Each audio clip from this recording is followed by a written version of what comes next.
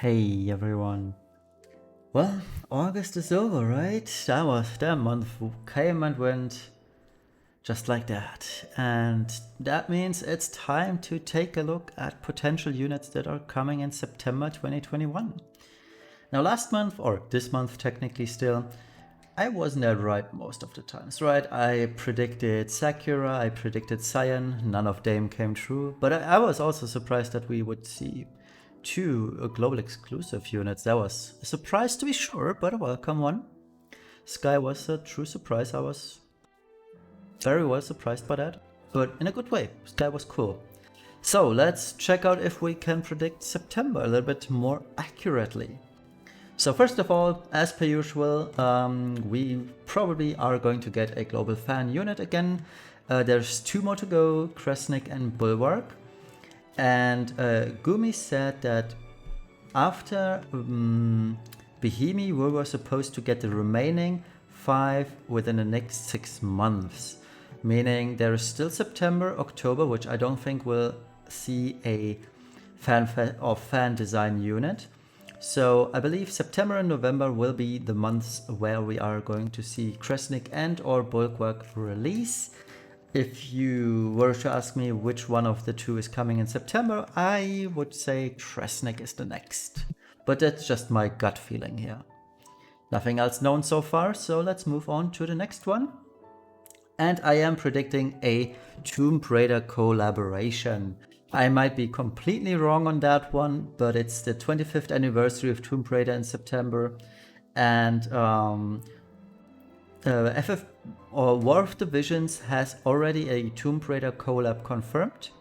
So I would think that FFBE would also get a Tomb Raider collaboration. So that is what I'm thinking of.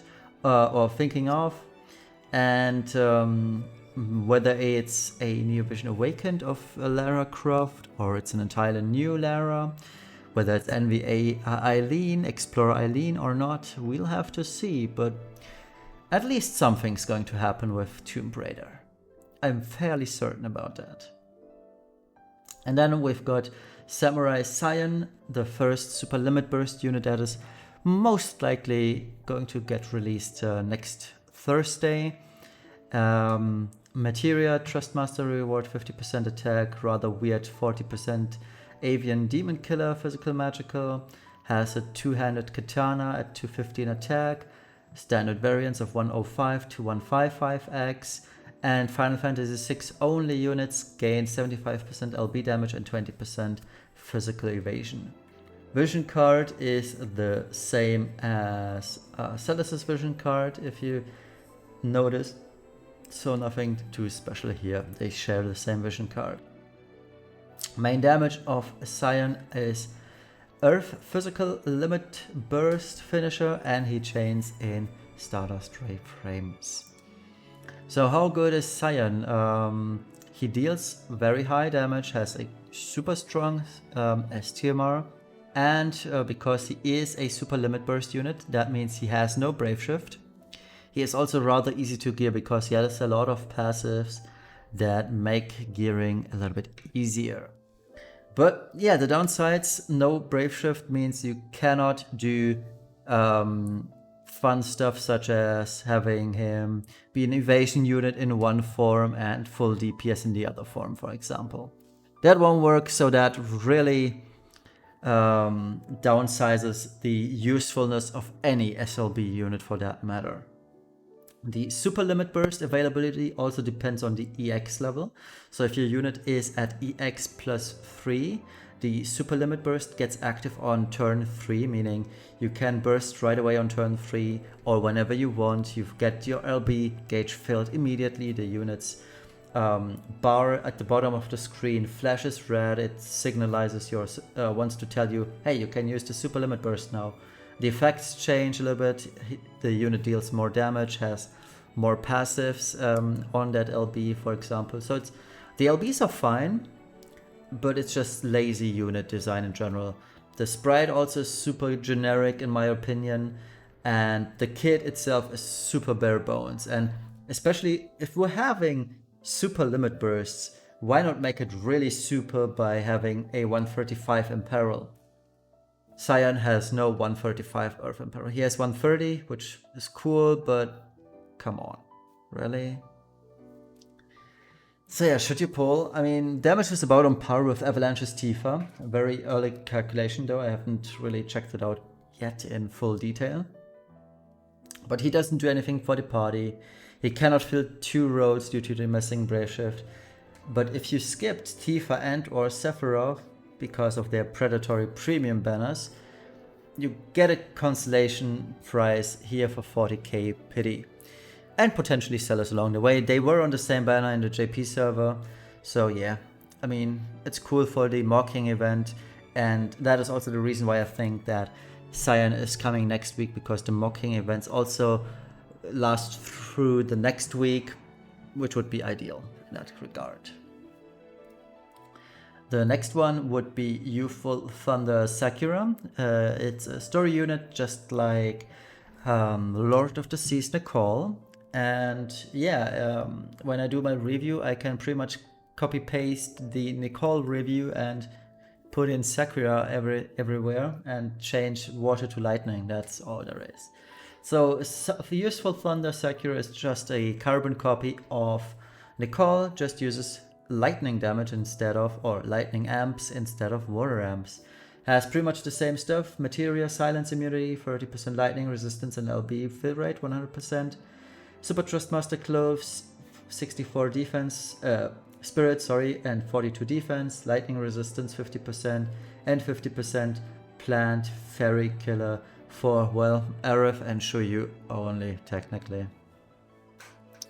Vision card, pretty much carbon copy of Nicole, so not really bothering repeating all of this. Base form, lightning amplification, shift form, lightning evoke, chainer buffer, also amplifies, imbues, etc, etc. So a literal carbon copy, just different name and sprite. So yeah, how good is Sakura? Potentially makes lightning teams viable. I mean, we do have original lightning, but she's rather old, deals no damage. Has a 160 AoE plant killer, but that is locked behind EX plus 3 on the JP server, might also be locked behind EX plus 3 on the global server. I would think that they will lock it behind EX plus 3 on global too, but we'll see. Strong TMR for the LB fill rate, but the bare bones kit is still there. It's just a pure carbon copy of Lord of the Seas Nicole. And yeah, I mean, the STMR, while it's cool for Aerith or Shuyu, it is still on a broader scale useless. So yeah, should you pull? I mean, she literally does the same things that Lord of the Seas Nicole does, but we don't have anybody with a 135% lightning imperative, so she is technically a little worse off. Only has 350 buffs. We have Aerith for 400%. And since there is no lightning stage in Dark Visions now and next month, she is not really relevant for a while. But she's still a decent off-banner to get. With Sakura, we are also getting Citra's Near Vision Awakening. She has a base form and a Brave Shift form, so she is actually getting some evoke damage, 128x evoke damage, which is high. That's pretty good even. But yeah, in a Brave Shift, that is what it's all where it's at. Still full light evoke. But yeah, I mean, it's okay, right? Fairly standard. Bad breaks. Not much to talk about, really. It's what I feel is so bad is this Grandus at 280% magic and spirit increase. I don't know why they can't give units 300% these days. And it's going to become a theme because we're going to take a look at Ice Reaper Kurosama later. And he also has only 280%. I don't know where this is coming from, but it's bad and it shouldn't be like that. Next up is Mediana, another Near Vision Awakened unit that is not getting a Brave Shift, but has a super limit burst instead, which you can check out at the bottom. Mediana has that 135 Ice Imperil that we are all looking for. Kurosama does not have that, which is rather funny if you're asking me. But yeah, looks pretty decent, I'd say. If you are using her, it's most likely for the Ice Imperil, but other than that, she's not that interesting, I feel like. And here's Ice Reaper Kurosama, which who's coming in a raid event. Type 0 is coming back, which is rather cool. I like Type 0 personally. And Ice Reaper Kurosama is also a super limit burst unit. His Trustmaster is a material at 20% attack and magic, which is laughable, but we do have that 75% true double hand attack and magic. And yeah, if you're wondering, is this actually a hybrid unit? On paper, he is. In reality, he just chains physical damage, no hybrid damage. So of all the things you're gonna see, Vision Card, STMR, and TMR, it's all super cool for hybrid units, but Ice Reaper Kurosama is not a hybrid unit. The STMR is an accessory, 70 attack and magic alike. Awesome, best in slot for all hybrids. 100% def resistance, which I love for arena, honestly. And 400 static attack and magic for Final Fantasy Type 0 units only. Vision card, it's a 100 base attack and magic vision card at level 10.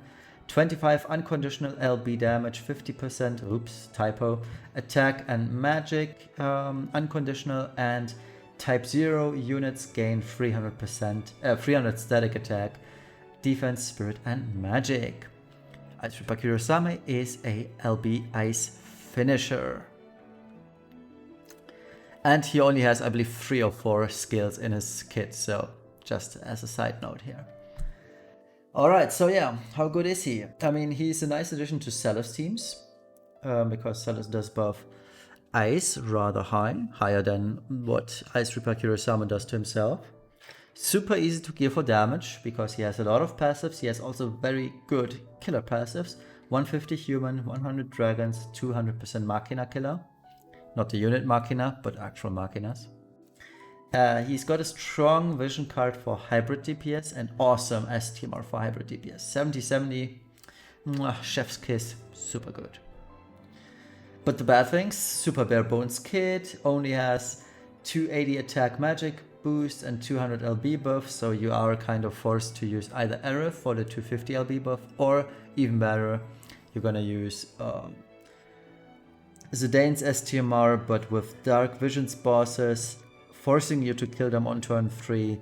Zidane's STMR won't be used that often anymore.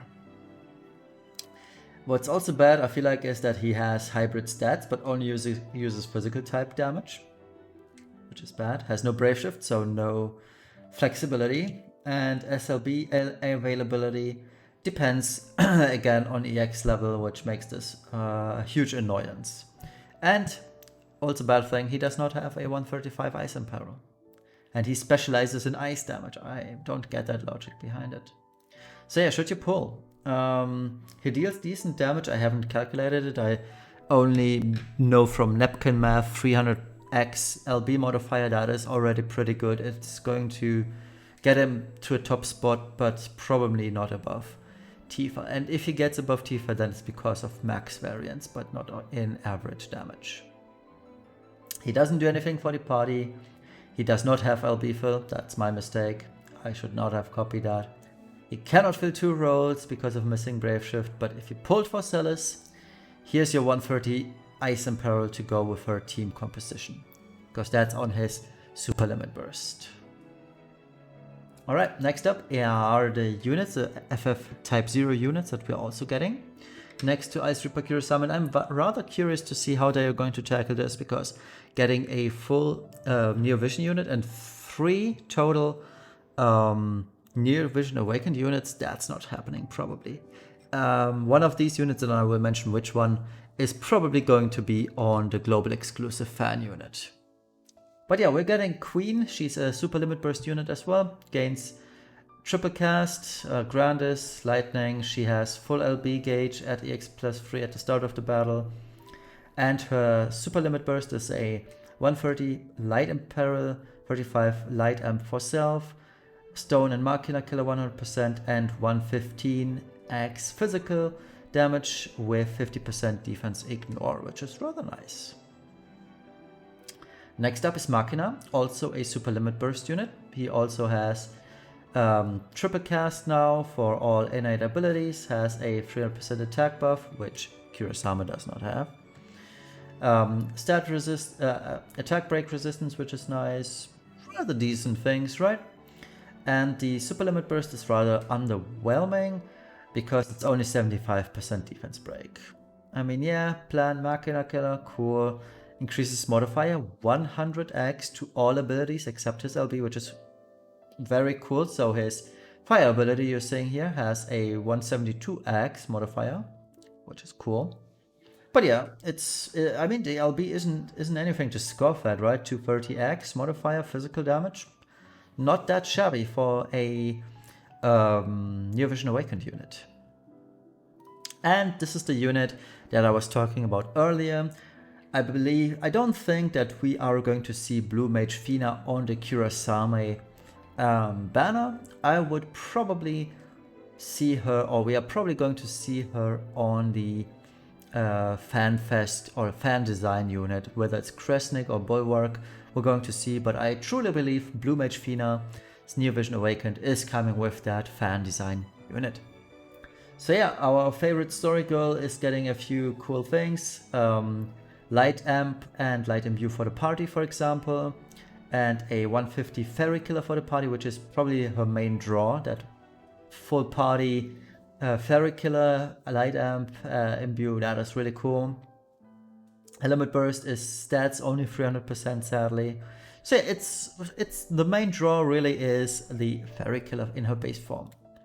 In her Brave Shift, as you can see, she actually deals some damage, 120x, Extreme Nova though, frames, so LB is rather useless. The other abilities, not that interesting. She does have a 125 Light Imperil, which should be mentioned, it's not that bad. She also has a 250 Self LB buff, which is good, but again, 120x modifier, nah. That's bad. But keep in mind, she is a true double hand unit. So,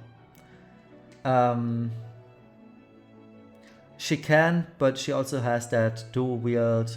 She can dual wield, so it's up to you which one. I haven't done the math, which is better, but I'm probably also not going to bother because who cares about a 120x LB modifier?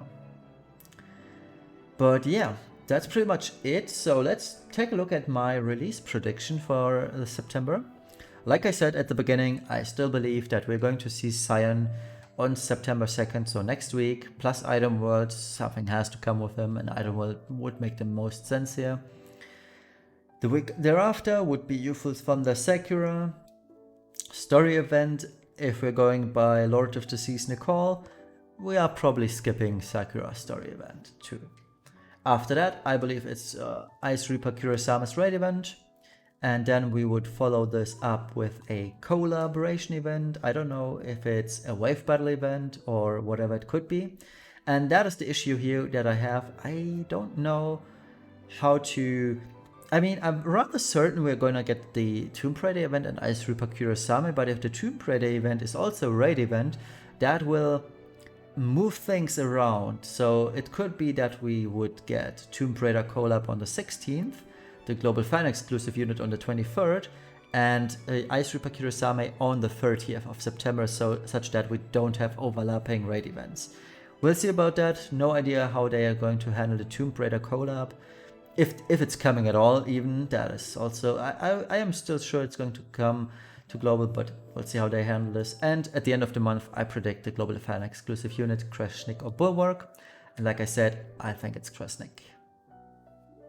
Alright, and that is the end of this outlook and prediction video. I hope you enjoyed this. I always enjoy making these, thinking about what's to come, what can we look forward to. So yeah, thank you all for watching. Have a wonderful rest of the Sunday morning, evening, afternoon, wherever you're from. And we'll see each other tomorrow for the third day of Dark Visions. It's still not the final day. We still have Wednesday to go, but we'll see each other regardless tomorrow. Bye bye.